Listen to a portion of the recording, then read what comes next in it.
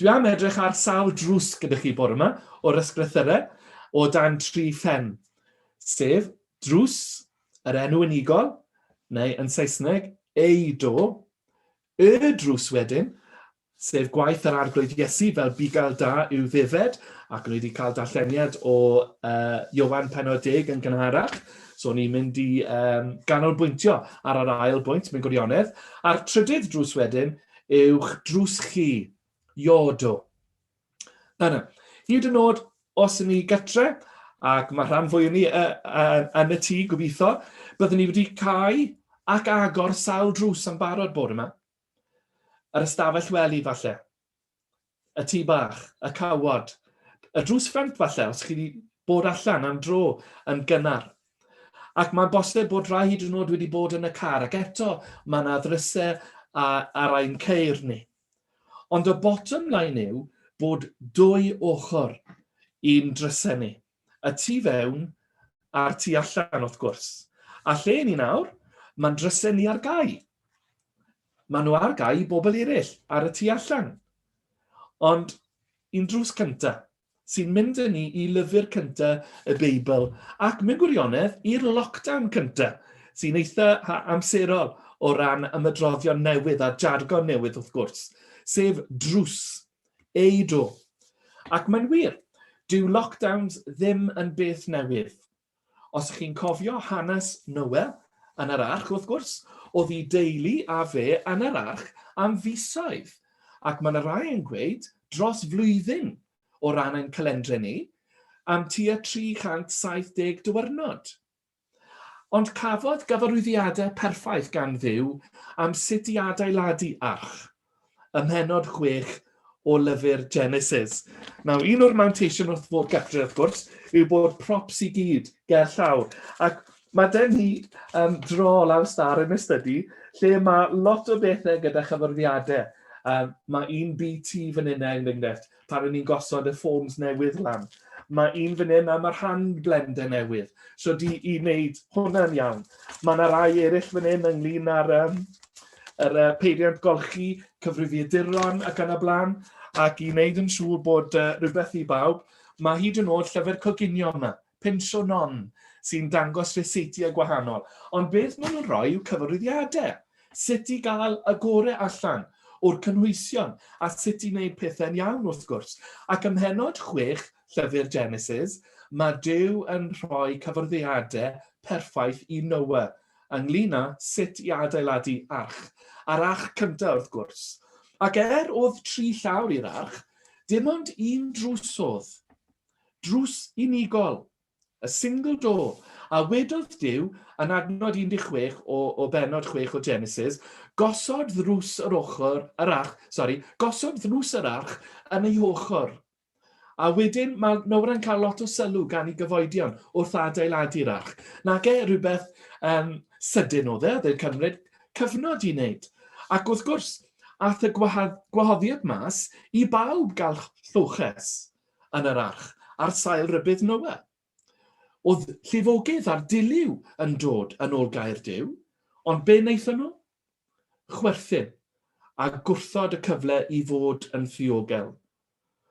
Un drws oedd yn yr arch, ac oedd yr arch, cofiwch, fel zoo symudol i fi, fel mobile zoo. Meddyliwch amdano. I ni'n trafod Noa yr arch, fel stori o'r ysgol Sul, heb feddwl weithiau am siwr fath o adeilad oedd e. Zoo symudol, y zoo cyntaf hefyd. Ond pwy nath gair drws yr arch? Duw. Ac ni'n darllen am hwn ym mhenod 7 adnod 16. Eithant i mewn fel y gorchmynodd Duw iddo, a chaiodd yr arglwydd arno. Ac yna dath y glaw, y llifogydd, y diliw, y gosb i'r angredinwyr yn ôl gair Duw. Drws yr arch felly, yw'n drws cyntaf. Ond fel wedi sy'n cynharach, i ni cael sôn ym mhenod 10 o'r Efengyl yn ôl Iowan am y drws, the door. Ac mae sawl dywediad gan Grist yn yr Efengyl yn ôl Iowan sy'n dechrau yn yr un ffordd, gyda'r ymadrodd my fi yw, neu I am yn Saesneg. Fi yw fi. yr ydwyf, yr hyn ydwyf. Ac oedd o'r enw a'r teitl yma yn seiliedig ar enw Duw. Ac byddai'r gynulleidfa yn mynd yn syth i benod 3 llyfr Exodus. A fi'n mynd i ddyfynnu ambell i adnod o'r benod honno. Mae'n rwyddach i'r pregethwr wrth gwrs achos byddi wedi paratoi wrth reswm ac mae'r adnodau gyd dy fi. Ond byddai'r gynulleidfa yn hen gyfarwydd a'r hen testament. Yn ein capel ni ar hyn o bryd, i ni'n teithio trwy'r Efengyl nôl Matthew. A nes i rhyw fyddardod ar temptasiynau. Ac os chi'n cofio pan oedd Crist yn cael ei demtio, i ni'n gwybod bod Satan yn gwybod i hen testament hefyd, a bod Satan yn medru dyfynnu o lyfrau'r hen testament. Os mae Satan mor dda yn ei wybodaeth o'r Beibl, mae'n her i ni bore yma, pa mor dda i ni'n gyfarwydd a chynnwys yr hen testament, y proffwydi, y llyfrau cyntaf, a rhai sydd yn y canol ac yn y blaen. A dwi ddim am fod fan hyn yn gosod barn, ond codi'r her. Pa mor gyson i ni yn ein darllen o'r ysglythyrau? Pa mor gyson i ni yn ein myfyrio?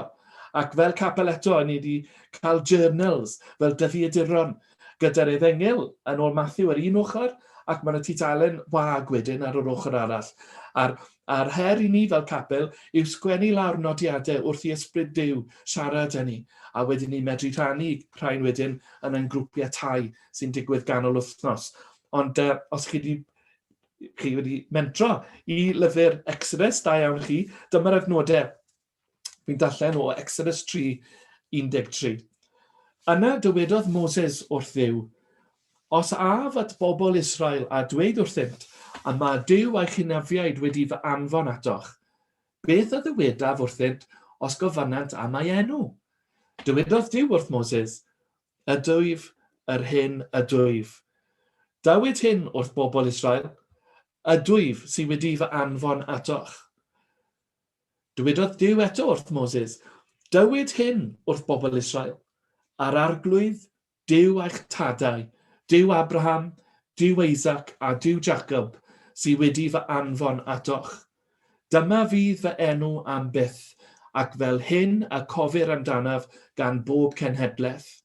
Dos a chynnull ynghyd henuriaid Israel, a dywyd wrthynt am yr arglwydd Duw a'ch tadau, Duw Abraham, Duw Isaac a Jacob wedi ymddangos i mi a dweud, yr wyf wedi ymweld â chi, ac edrych ar yr hyn a wneud i chi yn yr Aifft, ac yr wyf wedi penderfynu a'ch arwain allan o adfyd yr Aifft i wlad y Cananeaid, Hethiaid, Amoriaid, Peresiaid, Hefiaid a Jubasiaid, gwlad yn llefeirio o laeth a mêl. Bydd henuriaid Israel yn gwrando arnat. Dos dithau gyda hwy at frenin yr Aifft, a dweud wrtho am yr arglwydd, Dyw'r Hebriaid wedi ymweld â ni. A nawr gad i ni fynd daith drydiau i'r anialwch mwyn i ni aberthu'r arglwydd ein Duw.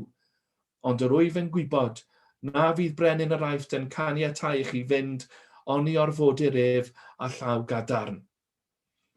Mae'n handi bod ni'n medru mynd nôl i'r Hen Testament wrth gwrs, ond fel wedys i'n gynharach, byddai'r gynulleidfa yn gwybod am hanes eu cyndadau nhw, am hanes yr Israeliaid. Ond yn Ioan 10, mae'r adnod cyntaf yn darllen fel hyn. Yn wir, rwy'n dweud wrthych. Mae'r Iesu'n dweud y gwir. Ac wrth baso, hoffwn ddweud bod dweud y gwir mor bwysig, fi'n siŵr mod wedi talu sylw i'r arwyddau yna, i'r logo, i'r mantra oedd dynnu pan ni'n gweithio i'r cwmni rhewfwyd Iceland yng Nghastell Nedd. Oedd ar bob hysbysfwrdd, honesty is the best policy. Mae'n bwysig bod ni'n dweud y gwir bob tro, heb amheuaeth. Mae'r Iesu'n sôn am y gelyn wrth gwrs. Rwy'n dweud wrthych, lleidir ac ysbeiliwr yw'r sawl nad yw'n mynd mewn trwy'r drws i gorlan y defaid, ond sy'n dringo i mewn rhywle arall. Hwn yw'r un sy'n achosi difrod ac yn sbwylo pethau. Hefyd, mae cyfeiriad at ddrws y gorlan a defaid. Ac mae'r adnod nesaf wedyn yn sôn am yr un sy'n gofalu am y defaid, sef y bugail wrth gwrs, yn yr ail adnod. Yr un sy'n mynd i mewn trwy drws yw bugail y defaid. Mae'n mater o ffact. Mae'n ffeithiol gywir. Mae'r bugail yn mynd trwy'r drws, un drws sydd yn y gorlan yma. Nag e jyst bugail yw e, ond bugail y defed. Mae'r manylion hyn yn bwysig. Mae'r ceidwad yn nabod y bugail ac yn agor y drws iddo. Mae yna berthynas yna. Mae nhw'n nabod I gilydd. Mae'r defed bellach yn nabod y llais ac yn ymateb iddo. Ac eto fi'n meddwl am faban bach. O'n i'n sôn yn gynharach am un o'n staff sydd wedi cael babi. Ychydig cyn y cyfnod clo, ni'n medru cael gliniadur wrthi a just popa mewn I weld Harry bach. Oedd e'n tua wythnos neu bythefnos oed.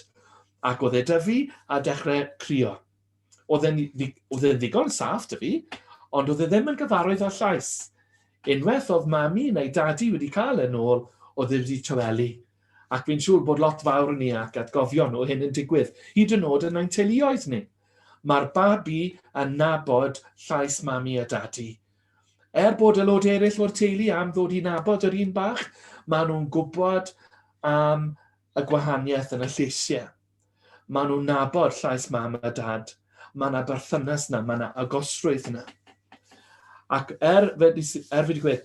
mae babi bach yn cael cwtches gan aelod eraill y teulu, mae cysur a thywelwch yn dod unwaith maen nhw'n nôl y mynwes mam neu dad. Mae'n hyfryd. Mae'r emynydd yn dweud, mi glywaf dyna'r lais yn galw arna fi. Ar beth yw'r ymateb? Arglwydd, dyma fi. Ar dy alwad di. Alla I ofyn, odych chi wedi clywed llais yr arglwydd yn ddiweddar? Odych chi wedi ymateb iddo? Odych chi wedi wneud yr hyn mae'r arglwydd wedi gofyn I chi wneud? Fel wedys I am y brawd ma'n yn capel ni. Oedd neges wedi cael ei hyla out of the blue falle, ond oedd y bachgen yma ar yn meddwl I, o'n i'n cofio amdano fe a'i wraig wrth weddio, o'n i'n meddwl, iawn, mae wraig yn cael lot o sylw yn iawn hefyd, ond beth am I gŵr hi?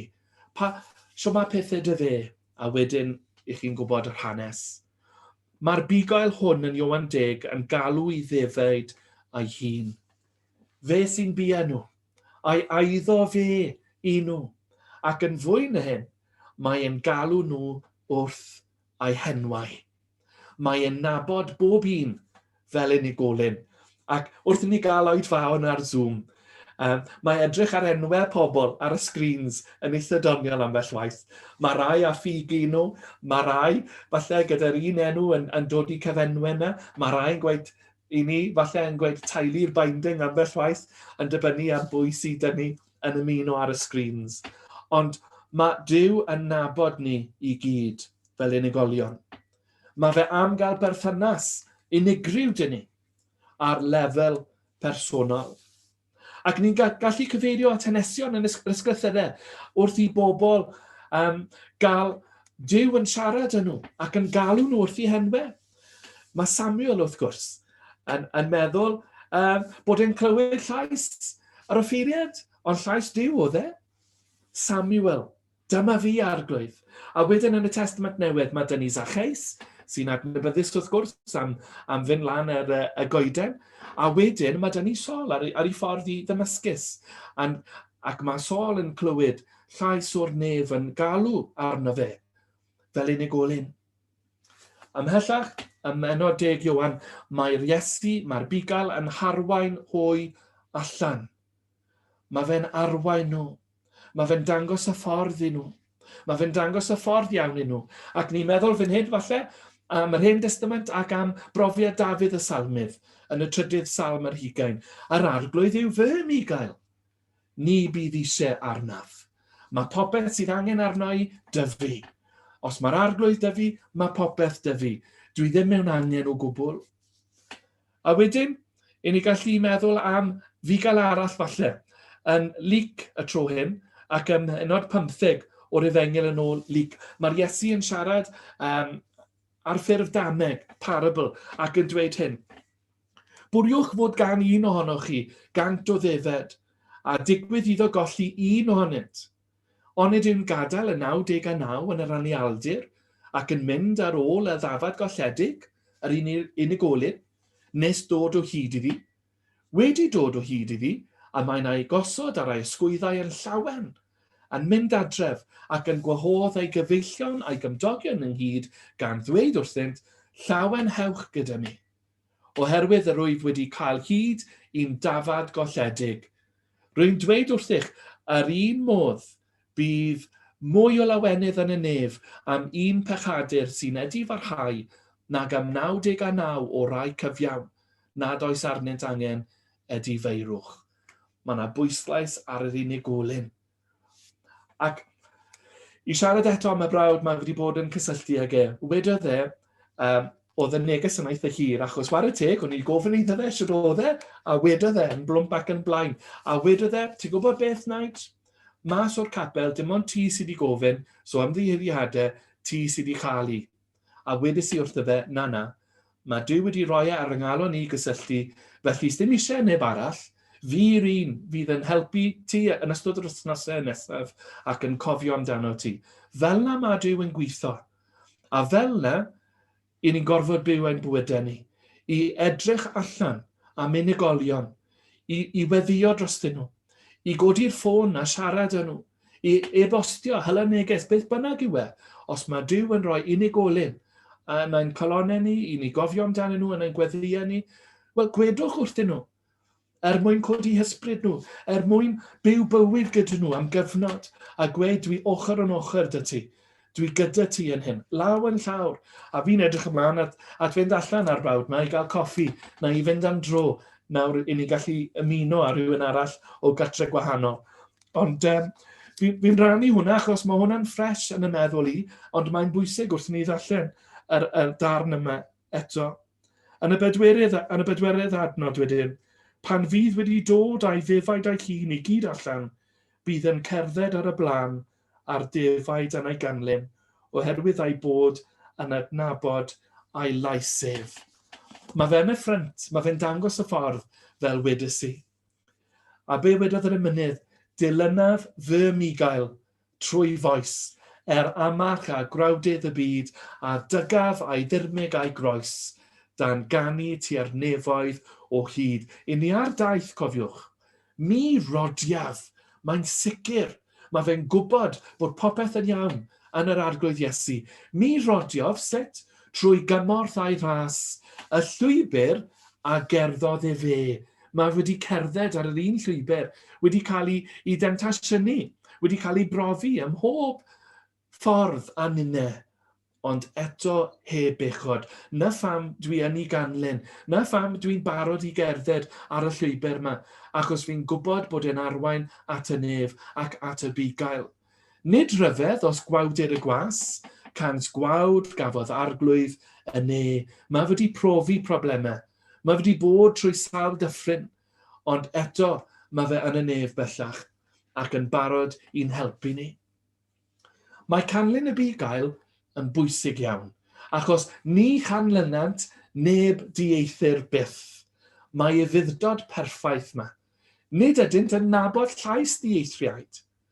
Ond wrth gwrs, dameg oedd hon yn yr adnodau cyntaf yma, ond doedd y bobl ddim yn deall yr Iesu.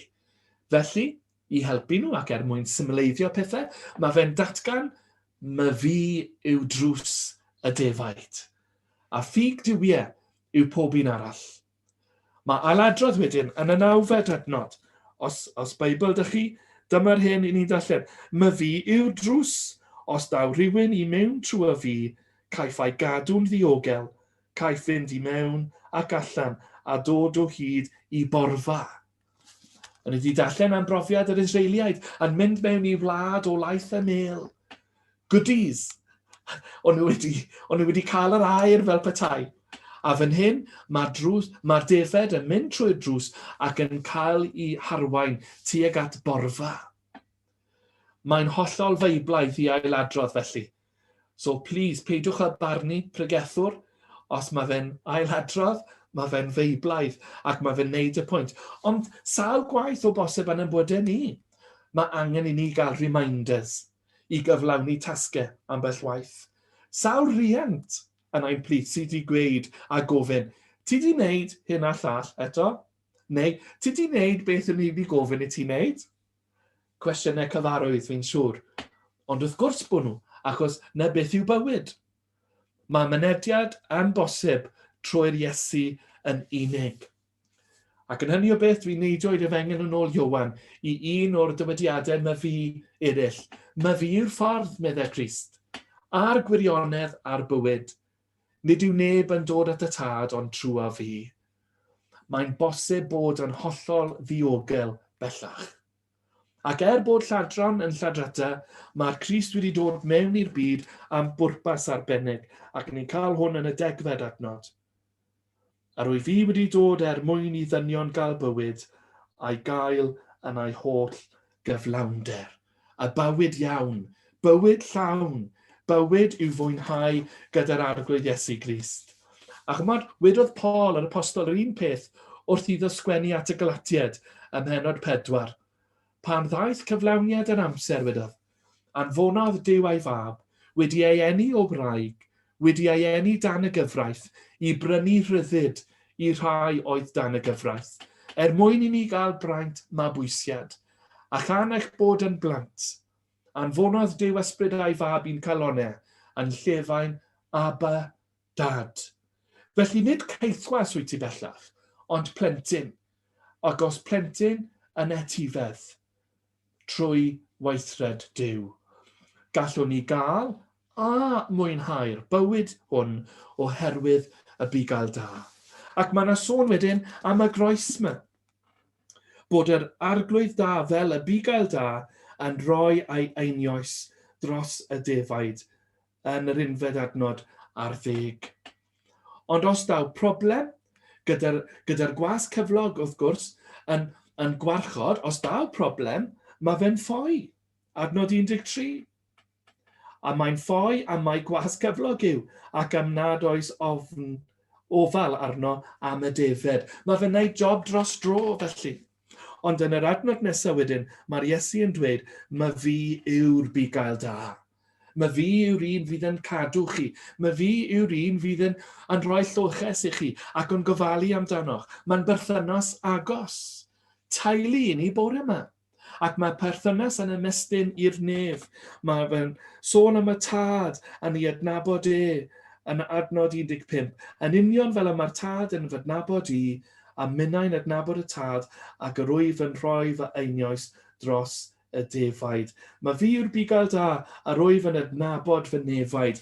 Mae yna fyd o wahaniaeth rhwng gwybod am bendithion Duw a wedyn wrth nabod Duw sy'n rhoi bendithion. Mae'r bwyslais yn un hyfryd. Ond i ni bore yma fel y ddafad golledig o Luc pennod 15. Ond ydyn ni'n mwynhau gofal y bugail? Ydy profiad personol y salmydd yn brofiad personol i ni? Ydyn ni'n mwynhau bywyd yn ei holl gyflawnder cymyngiadau ni'n byw o dan nhw? Llinelli fi'n pregethu amdanyn nhw lot y dyddiau hyn. Ond nhw wedi ennill 9 miliwn ar y lotri, sawl blwyddyn yn ôl bellach. Ond oedd y papurau'n dweud am yr wythnos ganlynol wedyn, oedd y ddoi wedi cael ei gweld yn chwarae bingo. Ar ôl ennill 9 miliwn, oedd angen arnyn nhw. Ond fel wedi si gyda'r salmydd a gyda ni fel Cristnogion, os mae'r arglwydd dyn ni, mae popeth dyn ni. As ddim eisiau cyfaith wedyn. Ond gyda Christ, ni'n ddiogel, rhag y gelyn. Ni'n ddiogel, gyda'r bugail da yn gofalu amdano ni. Felly, hoffwn ni fynd â ni draw i lyfr datguddiad, sef llyfr olaf yr ysgrythurau, i ystyried eich drws chi. Wele, meddai Crist, ym mhenod 3, ar 15 adnod, wele, a rwyf yn sefyll wrth y drws ac yn curo. Os cliw rhywun fy llais ac agor y drws, dofi mewn ato, a bydd y ddau ohonom yn cydfwyta gyda'n gilydd. Dyma drws eich calon chi. Ydych chi wedi gwahodd Crist i fod yn rhan o'ch bywyd? Chi yw'r drws yma? Ydy Crist y tu allan yn curo o hyd? Neu ydy e'n cydfyw gyda chi? Ydy e'n rhannu bywyd gyda chi ac yn eich arwain o ddydd i ddydd? Agorwch y drws iddo a rowch grwyso mawr iddo, fel bod yr Iesu wedyn yn dod mewn fel rhan o'ch bywyd normal bob dydd chi. Fel bod yr Iesu yn cael croeso mwyn i chi brofi bywyd yn ei holl gyflawnder. Mae'n ddiweddglo sydyn, ond mae'r adnod yn siarad dros ei hunain. Mae'r Iesu yn ei ras, yn curo, dwi ddim yn fforso hunain mewn, mae fe'n curo ac yn aros i ti agor y drws. A sawl gwaith yn ddiweddar, oedden ni wedi achebu rhywbeth ar-lain falle. Mae rhywun yn curo drws ac yn naturiol, i ni'n agor y drws ac yn cael y parsel na. Mae'r postmon yn curo drws ac yn ein ateb. Ond mae yna nifer fawr o bobl y dyddiau hyn sy'n cadw'r Iesu y tu allan. Mwyn i ni brofi bendithion Duw, mae'n bwysig bod ni'n agor i'r arglwydd Iesu bob dydd. Fel wedodd yr ymynydd, mae daisiau di, mae daisiau bob awr, mae arnaf daisiau. Bendithio fi fy ngheidwad. I ni am profi bendith, i ni am profi porfa, i ni am gael y gorau ac mae'r gorau ar gael. Felly, dyna ni. I ni wedi meddwl am ddrws unigol yn yr arch, nôl yn llyfr Genesis, yn ystod y lockdown cyntaf. I ni wedi siarad am yr arglwydd Iesu fel y drws. Y bugail da a roes ei einioes dros ei ddefaid, a wedyn wedi diweddu gyda'ch drws chi, lle mae'r Iesu yn aros i chi. Agor eich bywyd yn gyflawn iddo. Beth amdani felly? A'r tro nesaf, i ni'n mynd trwy drws, a tro nesaf, i ni'n cael drws, fi'n wir obeithio bod chi'n cofio am yr arch, am Ioan Pennod 10, ac am gais yr arglwydd Iesu, iddo gael mynediad llawn, access all areas i'n bywydau ni, mwyn ei enw. Amen.